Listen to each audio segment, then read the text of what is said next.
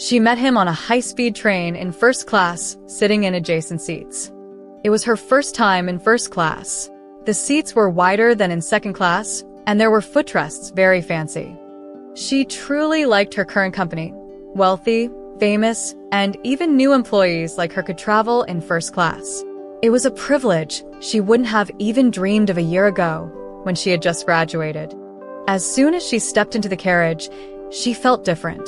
The space was less crowded, the air was better, and every passenger exuded an aura of wealth. The man sitting next to her was in his 40s or 50s, with a lean face and a look that reminded her of actor Chen Daoming. He helped her lift her suitcase onto the overhead rack. She thanked him, and he replied, "You're welcome," before going back to flipping through the train magazine. She asked, "Are you on a business trip?" He said, "Yes." "And you?" She replied, "Me too." He turned to look at her, then took a second glance. That second look held a certain meaning, a confirmation. What had been a vague first impression became clear. She was, in fact, a pretty young woman. Her figure wasn't particularly striking, and her outfit was simple, but her face was fresh and rosy, with well-balanced features. She hadn't put much effort into her appearance, but if she did, she would definitely turn heads. He said, "I thought you were a student." "I graduated a year ago." They chatted casually. She mentioned her company with a hint of pride and asked where he worked. He said he was a doctor, heading to Shanghai for a conference. She innocently asked, "Do doctors need to travel that far for a meeting?" He replied, "It's a specialist forum." "So, you must be a big shot then?" He smiled. "Not really, just have a position in my field." He said he didn't like Shanghai cuisine, and she told him it was her first time going to Shanghai and that she hadn't tried the food there yet. He asked where she was staying and offered to recommend a few restaurants. And just like that, they exchanged WeChat contacts. She playfully said, "Don't worry, I won't bother you much. After all, you're a neurology expert and my family has no nerve problems." He burst out laughing. "Feel free to reach out anytime." During their time in Shanghai, they met up once, and he took her to a restaurant that specialized in dishes from Enchi. After returning, they met again, this time for Hunan cuisine. By the third time, he picked a more stylish place, a rooftop terrace with lush greenery outside the windows. The chairs, tables, and even the lamps inside were all carefully curated, exuding a sense of understated luxury. It was the first time she realized that two people could have a simple meal and still rack up a bill of over 1,000 yuan. Silently, she felt a bit sorry for his wallet, but she also loved the place. Any random photo taken here would be Instagram-worthy. She asked if his wife was also a doctor, but he simply said no and didn't elaborate. When the conversation turned to his son, though, he was willing to say more. His son was tall, played on the basketball team, and he even showed her a photo. A handsome young man, full of energy, just starting college. No wonder he was so proud. After that, they met once or twice a week. He sure knew a lot of great places to eat, each with its own unique charm. One time, feeling a bit embarrassed, she decided to treat him. Midway through the meal, she sneaked off to pay the bill. When he found out, he insisted on transferring the money back to her, saying she had to accept it. "If you don't, I won't take you out anymore." "Why?" "Because I'm a man, and I make more money than you." "I wasn't asking about that. I was asking, why are you so nice to me? Why wouldn't I be nice to a young girl?" His tone was surprisingly calm. "But it doesn't feel like you're trying to pursue me." "What would that look like?" "Like sending gifts, flowers, sweet talk, or maybe placing a hand on my back when we cross the street, trying to sneak a touch." He laughed. "Is that how guys have chased you in the past?" "More or less." He said, "Oh, it's not that I don't want to. I'm just a little scared." Coward. The next time they met, he brought her a bouquet of blue roses. "I don't know if you'll like these," he said. I like them. Are you trying to pursue me?" He didn't answer right away. After a moment, he asked, "Aren't you worried?" She replied, "I'm not afraid." But for a young woman, this kind of thing isn't really good. What are you afraid of? Afraid I'll force you to marry me? I'm not that kind of person. Are all young women like this nowadays? Like what? Only if I like you would I be this way. The food arrived and he said, "Let's eat. Ladies first."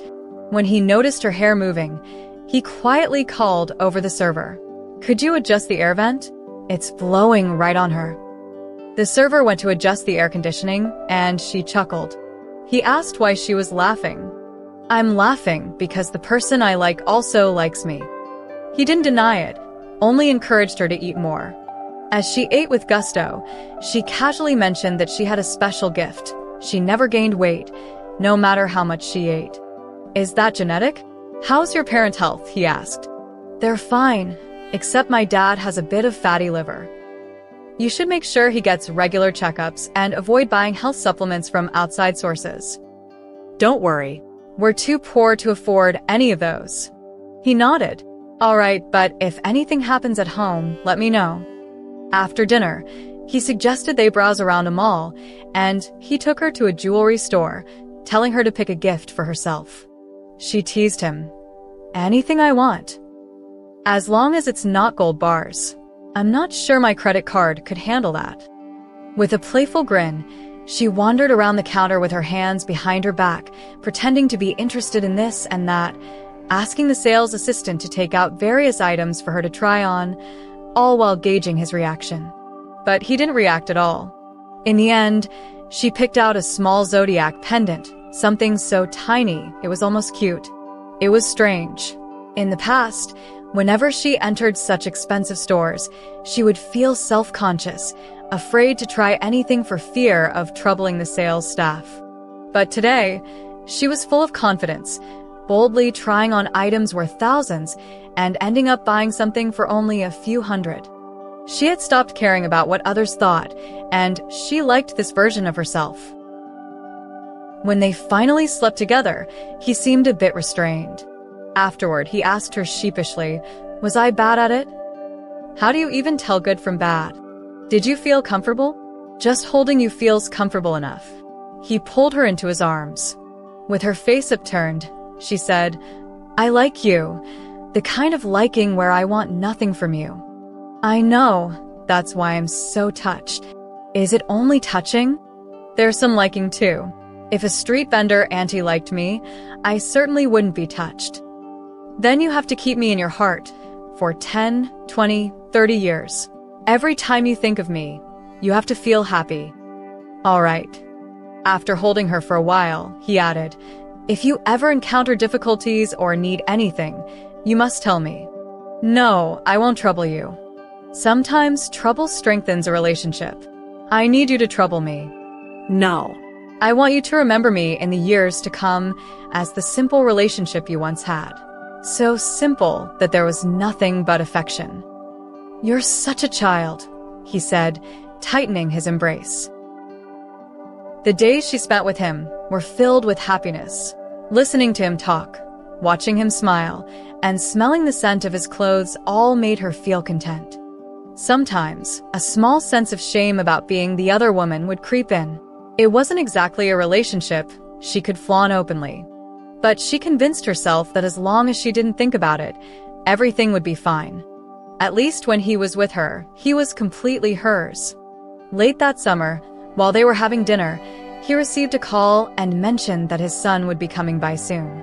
Startled, she wiped her mouth with a napkin and quickly stood up. "I'll leave first." "There's no need," he said. "Won't he suspect something?" "No, it's perfectly normal for me to have a meal with a female friend." No, I'm leaving," she insisted, grabbing her bag and rushing out. As she hurried away, she couldn't help but think how reckless he was, allowing his son to see her. It wasn't just risky, it was awkward. The next day, they didn't contact each other. His son was starting school, and he was busy buying things, packing, and sending his son off. When they met again a few days later, he seemed tired. She asked him what was wrong, and he explained that his son wasn't in good health. He mentioned a rare medical condition, but she couldn't remember the name. His mother had passed away early, and his father was now unable to take care of himself. There were many things in his life causing him stress. His father also had several age-related illnesses, but again, she didn't remember the names. A few days later, his replies slowed down. When she asked what he was busy with, he told her his father had been admitted to the hospital. She simply responded, "All right, take care of that." Once his busy period subsided, they met at a hotel again. He seemed more distracted than usual, and things ended rather quickly between them. Afterward, he suggested they just talk for a while. That day, he opened up a lot, talking about his childhood, his academic journey, and even his work, things she didn't really understand. She couldn't contribute much to the conversation, as his stories felt so distant from her world. The air conditioning in the room was too cold, making her feel a strange sense of distance between them. It was as if no matter how long they stayed close, their bodies couldn't warm up. Later that evening, a colleague called him to invite him to play cards. After he left, she lay alone in the hotel bed, feeling unsettled. Had something changed between them? She couldn't quite put her finger on what it was, but something felt different.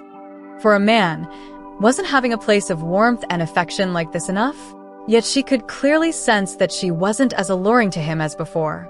Could he be just another jerk? The type that loses interest after getting what they want? Her mind spiraled with doubts.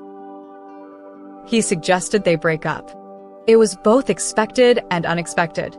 "Why?" she asked. "It's a long story." "I want to hear it." "Let's talk in person," he replied. He chose the same restaurant where he'd once brought her flowers, saying that since their relationship started here, it might as well end here too. Since it was ending, he thought it best to lay everything out. He confessed that he had been divorced for years and had been single all this time. He hadn't ruled out the idea of continuing their relationship, but she was too young, too carefree, and lacked a sense of responsibility. He felt he had more in common with women who, like him, had been through a divorce, had children, and shared a similar social standing. Now, he had met someone like that, and he wanted to be with her. She was so furious that tears sprang from her eyes. Was this really the man she knew? He seemed like a complete stranger now. How could he have hidden such a huge secret from her for the entire 6 months they had been together? "You were afraid that if I knew you were single, I'd cling to you, right?" she shouted. "No, I knew you wouldn't cling to me. But your view on relationships is really problematic." "So you were testing me this whole time? Testing me just to tell me you don't want a woman who's willing to be someone's mistress? Then why were you still sleeping with me?" "There was no one else to sleep with at the time," he replied, his tone unnervingly calm. "Scumbag." He stayed silent. "You animal." Still no response. "How can you say I lack responsibility? Haven't I been good to you? Always trying to save you money?" "Let me give you a simple example," he said. "My current girlfriend, when she first met my son, she handled everything so smoothly. But you ran away like a thief that day. I thought you had a family. I didn't want to cause you any trouble. Can't you at least see my point of view? At the very least, you could have sat down and joined us for a meal. And when I mentioned my son and father being sick, you didn't even ask how they were afterward. I didn't know what they had to do with me. That's the issue. I'm looking for someone to build a life with, not just someone to love. Even if you were just a lover, a little more concern could have shown me you weren't just a child. When I say I love you, I care about your life, your health, your family. But when you say you love me, all you love is the feeling. And from what I've experienced, all you do is take, without knowing how to give. Look at the text you send me. It's all miss me? How many times did you think of me today? Kisses, hugs. If I get that every day, it starts to lose meaning. But with my current girlfriend, we talk about real things. I'm not sure if I'm explaining this clearly enough. You lied to me from the beginning, and now you want to throw all this logic at me? Fine, go back to your old woman, she snapped. You see, all you do is react emotionally and attack. You don't even try to understand. But fine, I don't expect you to. Yes, I was wrong for lying to you. But what puzzles me is that you could have figured out I was single a long time ago. I never got any calls from another woman. I could spend entire nights with you, and even if you messaged me at dawn, I'd respond right away. You never seem to question any of this. You're just lost in your own idea of love. You're just a sleazy jerk out here to trick women. There's nothing more to say. After cursing him out, she realized that she lacked both the imagination to grasp the meaning of life and the vocabulary to insult him properly. Calling him a player wasn't entirely accurate either. She had willingly known he was married and still entered into the relationship. Fueled by her youth and disregard for consequences, she had charged forward, believing that pure love was vast and her greatest strength. In the end, it had all led to defeat. She wasn't ready to accept this. She grabbed him by the shirt and demanded, "Tell me seriously, did you never love me? I want to hear you say it. The fact that you're asking me this shows you still don't understand me. Does it really matter whether I did or didn't?" She let go of his shirt, suddenly unsure of what to do with her hands.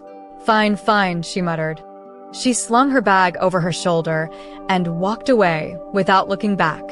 Inside her, there was a heat, a force, a mix of anger and urgency. It twisted into a desire for self-destruction, but she no longer had any excuse to act on it. She got on the bus, staring blankly ahead at nothing. The word, heartbreak, suddenly felt real, and it left her dazed. So this was what older men were like, every hair on their heads full of calculation. Most importantly, for them, love held no meaning.